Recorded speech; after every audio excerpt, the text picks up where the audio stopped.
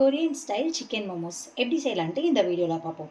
First நம்ம spicy momos chutney செஞ்சுடுவோம். அதுக்கு first ஒரு பவுலில் தக்காளி எடுத்து போட்டுக்கோங்க. உங்களுக்கு எவ்வளோ குவான்டிட்டிக்கு வேணுமோ அதுக்கேற்ற மாதிரி மெஷர்மெண்ட்ஸும் சேஞ்ச் ஆகும். ஒரு கையளவு தோல் உரிச்ச பூண்டு அதையும் போட்டுக்கோங்க. இப்போது காஞ்ச மிளகாய் 2 கையளவு காஞ்ச மிளகாய், இதை தண்ணியில் வாஷ் பண்ணிவிட்டு காம்பு இல்லாமல் சேர்த்துக்கோங்க. எல்லா காஞ்ச மிளகாவையும் போட்டாச்சு. நல்லா கொதிக்கிற தண்ணியை நம்ம போட்டிருக்க இன்க்ரீடியன்ட்ஸ் எல்லாம் ஊறுற அளவுக்கு ஊற்றிக்கோங்க. ஊற்றிட்டு தட்டு போட்டு மூடி இது அப்படியே ஒரு ஓரமாக இருக்கட்டும். மோமோஸ்க்கு மாவு பிணைஞ்சிடலாம். நான் இன்றைக்கி கோதுமை மாவு எடுத்திருக்கேன். நீங்கள் மைதாவில் கூட செய்யலாம், ஆப்ஷனல் தான். கொஞ்சமாக உப்பு. இப்போ இதை பிணைஞ்சிக்கோங்க. கொஞ்சமாக பால் விட்டு சப்பாத்திக்கு மாவு பிணையிற மாதிரி பிணைஞ்சிக்கோங்க. பாலுக்கு பதில் நீங்கள் தண்ணி கூட விட்டுக்கலாம். நான் யூஸ்வலாக எப்போவுமே சப்பாத்திக்காக இருந்தாலும் சரி, பூரிக்காக இருந்தாலும் சரி, பால் ஊற்றி தான் மாவு பிணைவேன். அது நமக்கு தண்ணி விட்டு பிணையிறத விட மாவில் பிணைஞ்சோன்னா ரொம்ப சாஃப்டாக இருக்கும். அவ்வளோதான், மாவு பிணைஞ்சு வச்சாச்சு. இப்போவே பார்த்தீங்களா எந்த அளவுக்கு சாஃப்டாக இருக்குன்னு. இதுக்கு மேலே லைட்டாக எண்ணெய் ஊற்றி இதில் அப்ளை பண்ணிவிட்டு இவன் அப்படியே ஒரு ஓரமாக இருக்கட்டும். சிக்கன் ஸ்டஃபிங் ரெடி பண்ணிடலாம். இதுக்கு போன்லெஸ் சிக்கனை ஒரு ஜாரில் சேர்த்துக்கோங்க. இப்போ இதை அரைச்சி எடுத்துப்போம்.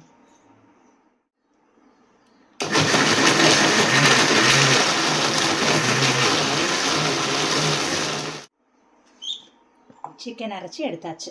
இப்போ இது அப்படியே ஒரு ஓரமாக இருக்கட்டும். இப்போது ஒரு வெஜிடபிள் கட்டரில் நான் ஒரு 12 பச்சை மிளகாய் எடுத்திருக்கேன். அதை சேர்த்துப்போம். அது கூட இப்போது வெங்காயம்,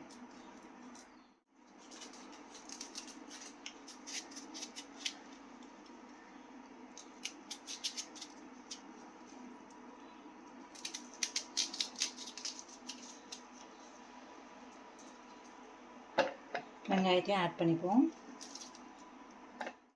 வெங்காயத்தையும் ஆட் பண்ணிவிட்டு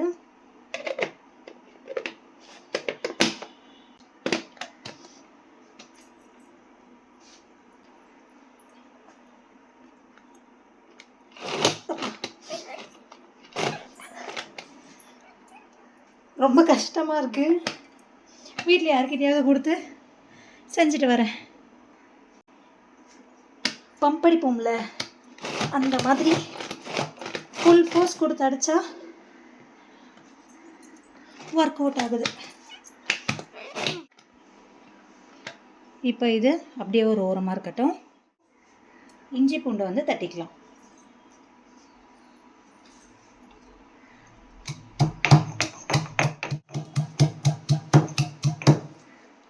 இப்போ இவனும் அப்படியே ஒரு ஓரமாக இருக்கட்டும். இப்போ ஒரு பவுலில் ஆல்ரெடி நம்ம அரைச்சி வச்சுருந்த சிக்கனை ஃபஸ்ட்டு எடுத்து போட்டுருவோம். அதுக்கப்புறம் தட்டி வச்சுருக்க இஞ்சி பூண்டு பேஸ்ட்,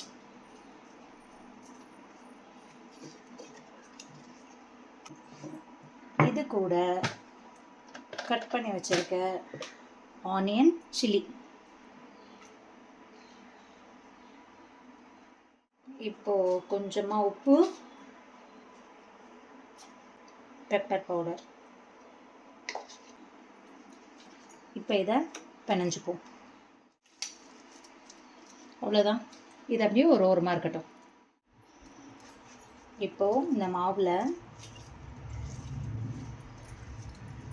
ஒருக்கா நல்லா பிணைஞ்சிக்கிறேன். இதில் பாதி எடுக்கிறேன். நார்மலாக சப்பாத்திக்கு தேய்க்கிற மாதிரி தேய்க்க ஸ்டார்ட் பண்ணிவிடுவோம்.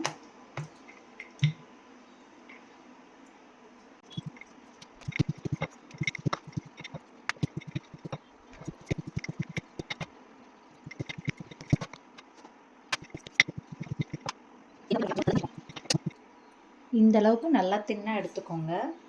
இப்போது இந்த மாதிரி ஒரு ரவுண்ட் ஷேப்பில் இருக்க டிஃபன் பாக்ஸ் கட்டரோ என்னவோ எதையோ யூஸ் பண்ணி கட் பண்ணிக்கோங்க. ரிமைனிங் இருக்க மாவு எல்லாத்தையும் எடுத்துடலாம். நம்ம ரெடி பண்ணி வச்சுருக்க பேட்டரை வைப்போம். வச்சுட்டு அழகாக இப்படி ஒரு டர்ன் கொடுத்து கார்னரில் ஒரு சின்ன ட்விஸ்ட்.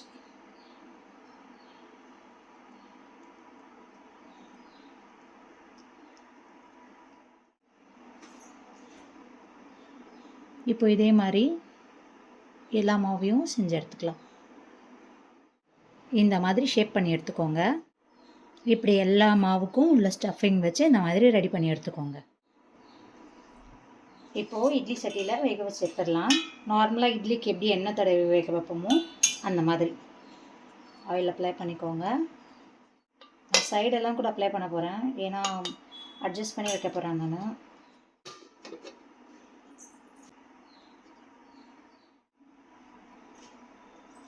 இப்போ இதை அப்படியே மூடி ஒரு 30 மினிட்ஸ்க்கு வேக வச்சு எடுத்துருவோம். மோமோஸ் சட்னிக்கு ஸ்டார்டிங்லேயே சுடு தண்ணியில் ஊற வச்சோம் இல்லையா, இப்போ அதை அப்படியே ஒரு மிக்ஸி ஜாருக்கு மாற்றி அதையும் அரைச்சி எடுத்துருவோம். ஸ்கின்னை எப்படி உரிச்சிட்டு வெறும் பல்ப்பை மட்டும் ஆட் பண்ணிப்போம். இப்போ இதை அப்படியே அரைச்சி எடுத்துப்போம். மோமோஸ் சட்னி ரெடி. இப்போ இதை அப்படியே ஒரு பவுலுக்கு ட்ரான்ஸ்ஃபர் பண்ணிடலாம். மோமோஸ் சட்னி ரெடி.